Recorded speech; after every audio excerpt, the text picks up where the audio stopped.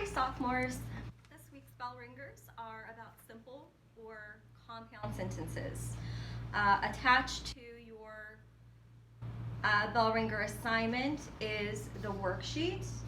I went ahead and wrote the questions out on the board so I can work them out with you.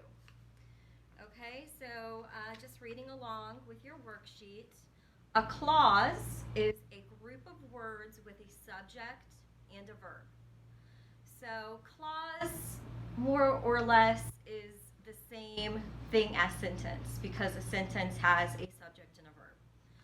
A simple sentence is an independent clause that is a complete thought. So simple sentence, we have a complete thought, we have a subject and a verb. A compound sentence contains two independent clauses. Okay, so a compound sentence, you're going to have a subject and a verb, and they can stand alone. But they are linked by a semicolon or a coordinating conjunction. Coordinating conjunction are words like and, but, or, for, nor, so, and yet. I find it easier to know what my conjunctions are by this acronym, making sure you can see this. Fanboys. So once again, fanboys is your coordinating conjunctions, and this is when you have a compound sentence. For, and, nor, but, or, yet, and so. So you're going to have a compound sentence with one of these words, or you're going to have a compound sentence with a semicolon. All right? Okay, moving on your worksheet. It gives you some examples.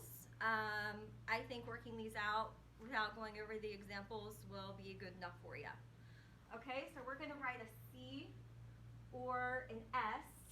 C if it is compound and S if it is simple. Number 1 in exercise A. Mr. Gleason runs a pet store and his 2 children help him. Well, we narrowed this down pretty well, right? We have first clues, we have a coordinating conjunction. I realize this red pen or marker rather isn't working. So we have a coordinating conjunction here. Now we need to ask ourselves, does this coordinating conjunction, does it combine 2 independent clauses together? We have Mr. Gleason, subject. What did Mr. Gleason do? He runs. 2 children help him. Children, it's a noun, it's a subject. What do children do? They help. Okay, so his 2 children help him. That can stand alone, it's independent. Mr. Gleason runs a pet store. That can stand alone, but the sentence is put together. It is linked by the comma and. So it is a compound sentence. Write a C there. Number 2, Eric and Linda feed, groom, and train the animals. Here is where you can't always use a grammar shortcut to get your answer right. As you can see, we do have a conjunction here, okay? But remember, this conjunction only means it's a compound sentence if it combines what types of clauses? Independent clauses. So you have to have a subject and verb on the left-hand side of the sentence, and you have to have a subject and verb on the right-hand side of the sentence. So in this case, Eric and Linda are our subjects. What did Eric and Linda do?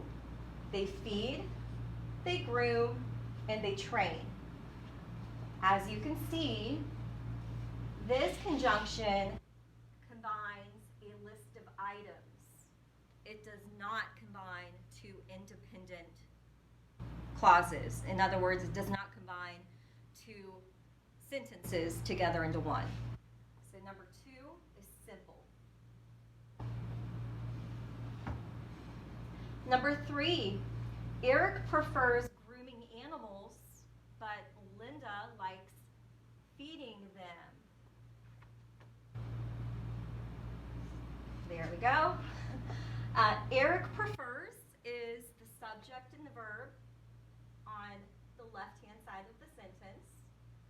We have a compound, or excuse me, a coordinating conjunction with a comma before it.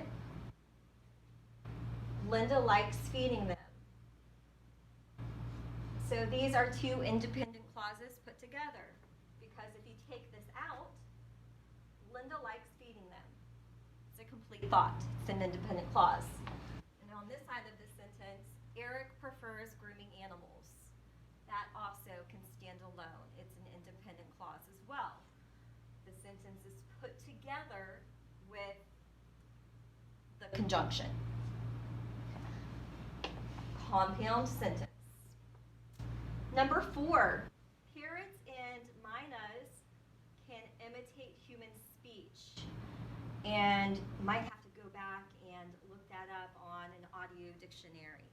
I'm not sure if I'm saying this word correctly. But anyways, we do have a conjunction, but it's not combining two independent clauses here, is it? It's combining two nouns. Okay? These two nouns happen to be subjects because they are the topics of the sentence.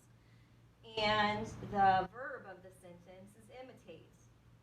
And it has a helping verb, can. So here we have one independent thought. One independent thought because we have a subject, compound subject, and a verb. So one independent clause or a simple sentence can have more than one subject, a compound verb, more than one verb, but those multiples are not attached to a separate subject or a separate verb, like in a compound where this separate subject has this verb and this separate subject has this verb. Moving down on your worksheet, exercise B. We are now going to do some sentence revising, sentence editing. It gives you the word at the end of the sentence on how to combine the two together. Jeff purchased a book about dogs. I bought one about cats. What the exercise wants you to do is combine these two sentences using and.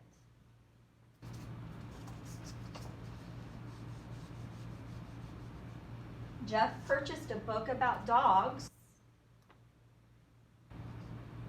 comma, and I bought one about cats. Number 2, my book has many pictures. Only the photos are in color. Gives you the coordinating conjunction to use. We're going to use but.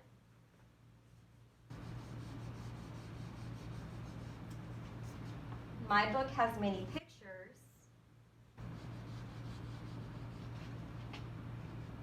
comma, but, change the capital O to a lowercase o, but only the photos are in color. And number 3, wildcats often hunt at night. Some prefer dusk or dawn.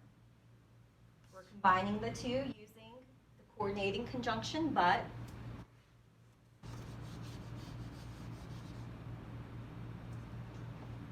Remember, when you are making a compound sentence, and this is the main purpose for this exercise because it's rather easy, it's trying to reinforce you to do commas before your conjunction.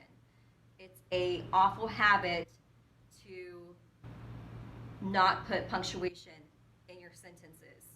especially compound sentences. Wildcats often hunt at night.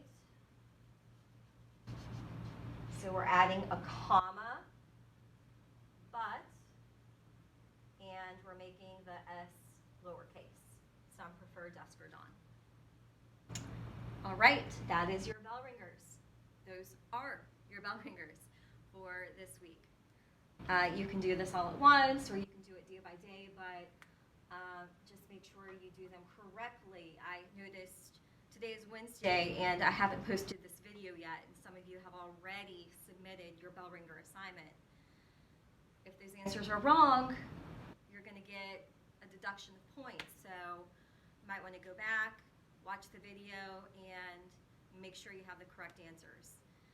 As I wrote in some of your Bellringer descriptions this week, and I believe last week, Bellringers should always be grade boosters.